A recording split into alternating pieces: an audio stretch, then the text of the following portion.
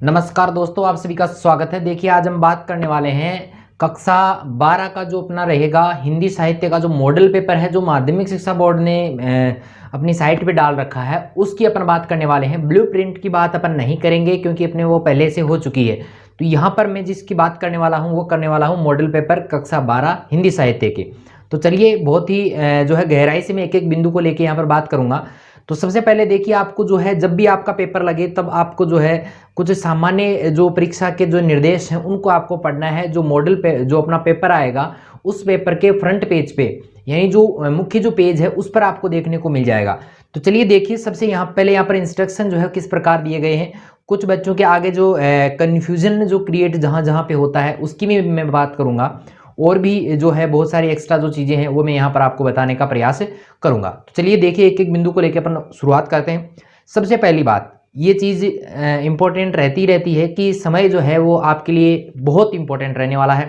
क्योंकि समय अगर पेपर की दृष्टि से देखा जाए तो शॉर्ट क्वेश्चन ज़्यादा है, छोटे वाले क्वेश्चन ज़्यादा हैं, और 2 घंटे 45 मिनट में हो पाना थोड़ा सा आपके लिए जो है मुश्किल लग रहा होगा। तो चलिए उसी को अपन जो है धीरे धीरे एक मैं बताता हूँ आपको कि किसको कितना टाइम आपको देना है और उस हिसाब से किस प्रकार आपको तैयारी करनी है। तो चलिए देखिए, सबसे पहले 2 घंटे 45 मिनट का आपका समय मिलेगा और कुल जो है 80 नंबर का ये पेपर होगा। कुछ सामान्य दिशा निर्देश यहाँ पर दिए गए हैं कि परीक्षार्थी सर्वप्रथम अपने प्रश्न पत्र पर जो है नामांकन यानी रोल नंबर का एक कॉलम दिया होता है पेपर के ऊपर, वो आपको वहाँ पर लिखना है। सभी प्रश्न हल करने आपको अनिवार्य है। प्रत्येक प्रश्न का उत्तर जो है वो पेपर में नहीं देना है, चाहे वो ऑब्जेक्टिव टाइप हो यानी बहुविकल्पीय प्रश्न हो, चाहे वो वन लाइनर क्वेश्चन हो, या मैं बात करूँ 30-40 शब्दों से लेकर 250-300 शब्दों तक के जो क्वेश्चन है वो सारे के सारे आपको कहाँ पर करने हैं, आपको जो उत्तर पुस्तिका दी जाएगी उसी में आपको करने हैं। तो चलिए आगे बात करते हैं। प्रत्येक प्रश्न का उत्तर उत्तर पुस्तिका में देना है।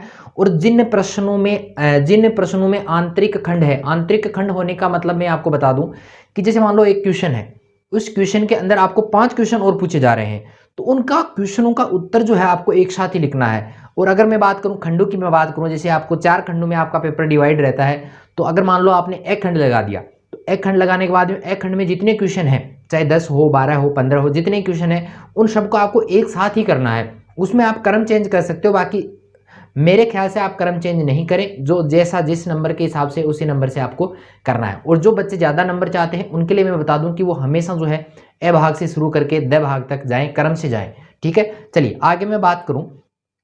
प्रश्न पत्र के हिंदी पर अंग्रेजी रूपांतरण में किसी प्रकार की त्रुटि, हिंदी पर अंग्रेजी रूपांतरण में किसी प्रकार की त्रुटि, अंतर, विरोधाभास होने पर हिंदी भाषा के प्रश्न को ही यहाँ पर सही माना जाएगा, इंग्लिश वाले को सही नहीं माना जाएगा। ठीक है, आगे अदर जो पेपर्स होते हैं उनमें इंग्लिश वाला सही माना जाता है, लेकिन यहाँ पर ये भाषा अपनी हिंदी रही है तो हिंदी में हिंदी वाला ही सही माना जाएगा। चलिए, यहाँ पर जो खंड आपका ए आने वाला है उसमें देखिए, मैं यहाँ पर इसको नहीं बताऊंगा ना, मैं पढ़ के इनका आंसर देने वाला हूँ, आंसर वगैरह मैं कुछ नहीं दूंगा। मैं इतना आपको यहाँ पर बताऊंगा कि कौन सी जगह पे कौन सा क्वेश्चन आपका आने वाला है, किस बिंदु से आपका क्वेश्चन आएगा, उसकी मैं बात यहाँ पर करूंगा। तो सबसे पहले ए खंड जो आएगा तो आपको अपनी कॉपी में जो है खंड ए लगा लेना है, और फिर यहाँ पर जो अपठित जो गद्यांश है उसको आपको बहुत ही ध्यानपूर्वक, बड़ा ही ध्यान केंद्रित लगा के आपको इसको पढ़ना है, क्योंकि एक 6 नंबर का अपना रहेगा और एक एक नंबर का सवाल यहाँ पर पूछा जाएगा। तो चलिए मैं नेक्स्ट पेज ले लेता हूँ। देखिए यहाँ पे ये दिया गया है। तो पहली बात, जब भी आप गद्यांश की तैयारी कर रहे हो तो गद्यांश को आपको आसानी से बिल्कुल धीरे धीरे पढ़ना है। पूरे को पढ़ने के बाद में आपको एक प्रश्न तो हमेशा मिलेगा कि इस गद्यांश का शीर्षक क्या रहेगा। तो शीर्षक के बारे में मैं आपको बता दूं कि शीर्षक जो होता है वो पूरा जो भाग दिया गया है, अपठित वाला जितना पैराग्राफ आपको दिया गया है, उसका मूल केंद्रीय जो बिंदु है वो पूछा जाता है कि इसका ये जो जैसे अपना पाठ का नाम होता है, पाठ का नाम होता है और उस पाठ के नाम के अनुकूल ही पूरा पाठ लिखा होता है, तो वैसे ही आपको इसको एक नाम देना है। वही नाम इसका क्या रहेगा, शीर्षक रहेगा। अब शीर्षक मिलेगा कहाँ, मिलेगा देखो ज्यादातर जो अपठित वाले आते हैं उसमें ऊपर वाली 1-2 लाइनें जो हैं उनमें मिल जाता है, फिर भी नहीं मिलता है तो पूरा पढ़ें और उसके बाद में उसका जो है आपको मिल जाएगा। ठीक है, तो चलिए यहाँ पे पहला क्वेश्चन यही पूछा जा रहा है। फिर देखिए, सत सही शब्द का अर्थ आपसे पूछा जा सकता है, किसी शब्द का अर्थ आपसे पूछ सकते हैं। और अगर मैं बात करूं जैसे यहाँ पे तो बहुत कुछ पूछा गया है ना, कवि का नाम तक पूछ लिया गया है, और देखो ये सत सही का, ये बहुत कुछ इसमें पूछा गया है। तो सारा का सारा आपको कहाँ मिलेगा, अपठित वाला जो भाग है ना उसमें मिल जाएंगे सारे आंसर, सारे के जो है ना, जितने क्वेश्चन आए हैं ना इसमें, वो सारे के सारे आपको उसी पैराग्राफ में से, उससे बाहर कुछ नहीं आएगा। भाई 6 क्वेश्चन पूछे हैं तो उसी में से आएगा, उससे बाहर नहीं आएगा। ठीक है, चलिए यहाँ पे अपठित काव्यांश की यानी पद्यांश की अगर मैं बात करूँ तो इसको भी आपको पहले ध्यानपूर्वक पढ़ना है। और पढ़ते समय आपको देखो, इनको पढ़ते समय ध्यान नहीं रखना है कि पद्य भाग जब भी पढ़े तो उसके क्वेश्चन जरूर पढ़े, आंसर नहीं पढ़ने हैं, एबशद जो दिए गए वो नहीं पढ़ने हैं, उसके क्वेश्चन आप पढ़ें। क्वेश्चनों से आप इसका जो अर्थ है वो निकालने में बहुत आसानी होगी आपको। तो यहाँ पे आप इसका पहले अर्थ निकाल लें। कैसे निकलेगा, क्योंकि आप जैसे ये पैराग्राफ दिया गया और इसके बाद में देखिए ये क्वेश्चन दिए गए हैं, तो इन क्वेश्चनों का आपको पढ़ना है, प्रश्न पढ़ें ताकि आपको ये माइंड में थोड़ा सेट हो जाए कि इसका क्या रहेगा, पूरे का क्या अर्थ रहेगा। पूरा अर्थ किसी को नहीं आता है, आपको भी नहीं आएगा भाई, आपको भी पूरा अर्थ नहीं आएगा। पूरा अर्थ नहीं आने का मतलब ये नहीं कि हमारे क्वेश्चन सारे गलत होंगे या एक दो गलत हो जाएगा, बिल्कुल नहीं होगा। आप पूरे को देखें, बहुत सारे शब्दों के आप अर्थ ले सकते हैं, उन अर्थों को मिला के फिर आप जो क्वेश्चनों में जो अर्थ दिए गए हैं, बहुत सारे शब्द दिए गए हैं, उनको आप देखेंगे कि किसके बारे में ये कहा जा रहा है, तो उससे आपको पता चल जाएगा।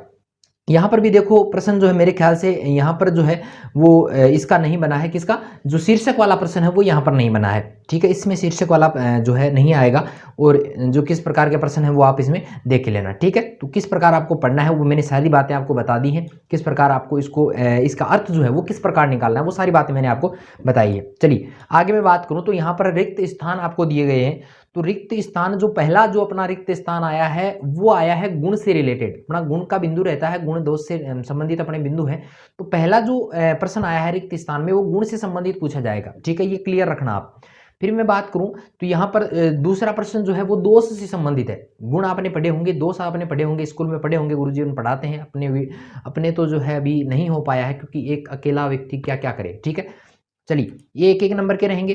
फिर देखिए यहाँ पे जो छंद है उसकी बात की गई है, 3rd नंबर पे रिक्त स्थान वाले में छंद है, छंद का चरण आ सकता है, उसमें आपको पूछा जा सकता है कि कौन सा छंद है इसमें।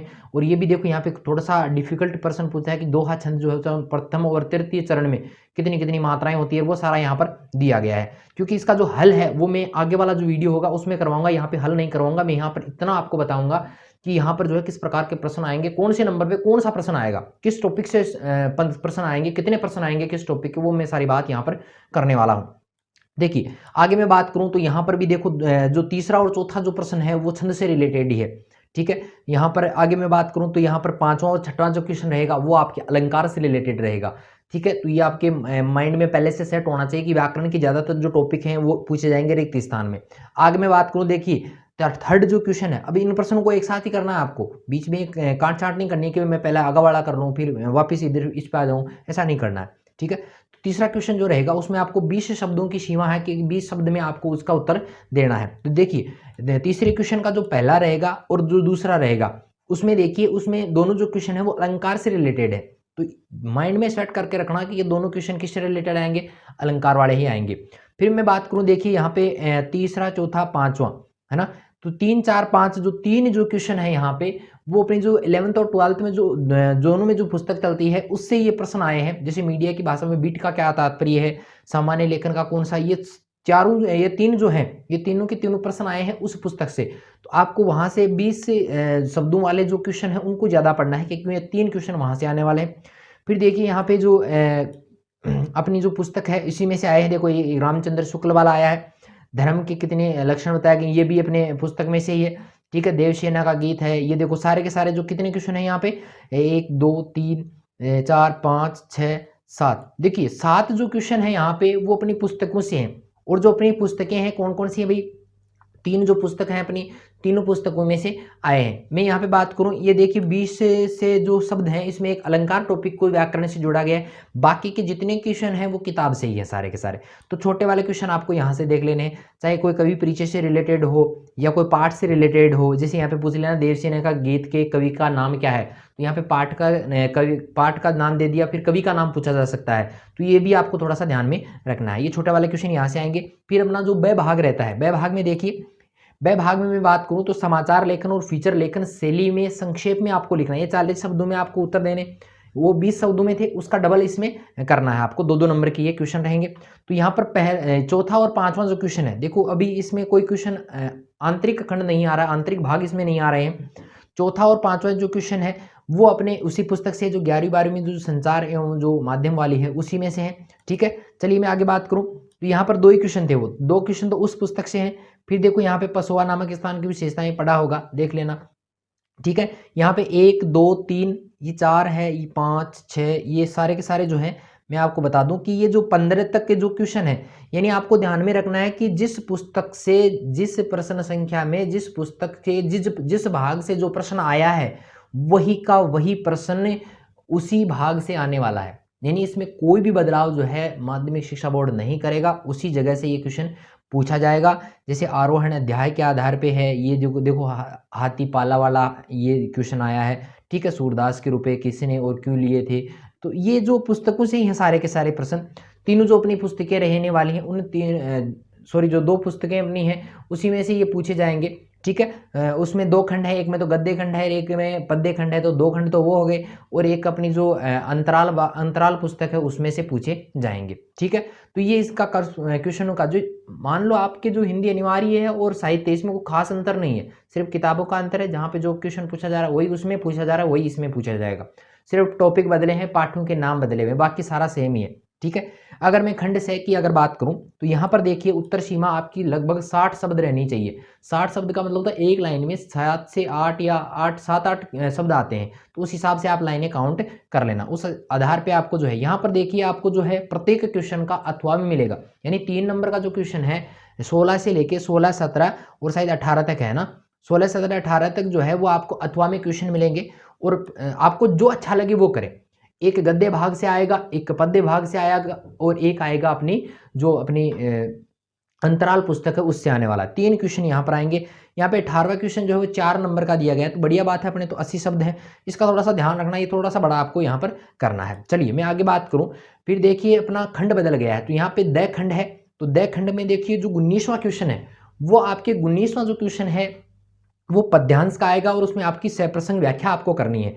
5 नंबर का क्वेश्चन है, 1 नंबर आपको प्रसंग में मिलेगा, और 4 नंबर जो है विशेष और जो आपकी व्याख्या है उसमें मिलने वाले हैं, ठीक है। तो यहाँ पर ये दिया गया है पद्य खंड की कोई भी व्याख्या यहाँ पर आ सकती है, अथवा में आएगी, जो आपको सबसे बढ़िया तरीके से आ रही है वो यहाँ पर आपको करनी है। पहले आराम से पढ़े, पहले वो कवि का नाम है, पाठ का नाम है, वो आपको बढ़िया से याद होना चाहिए कि यही है इसका, ठीक है। तो उस हिसाब से आपको करना है। चलिए मैं आगे अगर बात करूं तो आगे देखिए 20वां जो क्वेश्चन आएगा वो आएगा अपने गद्य भाग की सप्रसंग व्याख्या से रिलेटेड।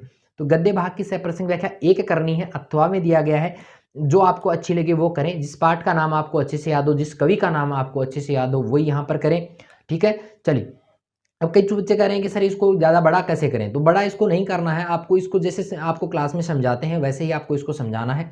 21वें क्वेश्चन की मैं बात करूं तो आपको रहेगा निबंध का 400 शब्दों में आपको इसको लिखना है, यानी 2.5 से 3 पेज आपको इसमें भरने पड़ेंगे। तो 2.5 से 3 पेज भरने के लिए आपको देखो यहाँ पे कोई ज़्यादा दिया भी नहीं गया, सीधा नाम देते हैं। तो आप सबसे पहले संकेत बिंदु लिखेंगे, उसके बाद में संकेत बिंदु लिखने के बाद में एक एक बिंदु को बड़े विस्तार से आपको समझाना है। और मैं तो कहता हूँ कि आप जब भी कोई बिंदु लिख रहे हैं उसके बीच में कोटेशन जरूर लिखें। भाई जब भी आप कोटेशन लिखेंगे, आदर्श वाक्य बीच में लिखेंगे, तो उन वाक्यों का बड़ा महत्व होता है और एग्जामिनर पर बहुत ज़्यादा इसका इफेक्ट पड़ता है, तो उसका भी आप थोड़ा सा खास तौर से ध्यान रखें, ठीक है। तो मेरे ख्याल से ये 21 क्वेश्चन ही आपके रहेंगे, और 21 क्वेश्चनों को ही जो है आपको बढ़िया से सोल्व करना है। आपके ज़्यादा इसमें कोई भारी भरकम नहीं है। हिंदी साहित्य में आपके मेरे ख्याल से जो अपनी हिंदी अनिवार्य है उससे कम समय इसमें लगेगा, और पूरे में से पूरे नंबर आने के पूरे चांस हैं। अगर आप अपठित वाले सही करते हैं, छोटे वाले अगर क्वेश्चन आपके सारे सही होते हैं, तो मैं गारंटी के साथ कह सकता हूं कि बड़े वाले क्वेश्चन, किताब वाले क्वेश्चन आपके कभी गलत नहीं होंगे। तो पूरे में से पूरे नंबर लाने हैं आपको, बढ़िया से इसकी तैयारी करनी है। जब भी आप कोई टॉपिक पढ़ें तो उसी हिसाब से पढ़ें कि जैसे बड़े वाला क्वेश्चन है तो एक जो गद्य भाग से आएगा, एक बड़ा वाला पद्य भाग से आएगा, और एक अपनी जो अन्य पुस्तक है उससे आने वाला है, ठीक है। बड़े वाला क्वेश्चन जो अपनी संचार वाली वो पुस्तक है ना उससे नहीं आएगा, ठीक है, क्लियर है। तो चलिए मेरा वीडियो आपको कैसा लगा मुझे कमेंट करके जरूर बताएं।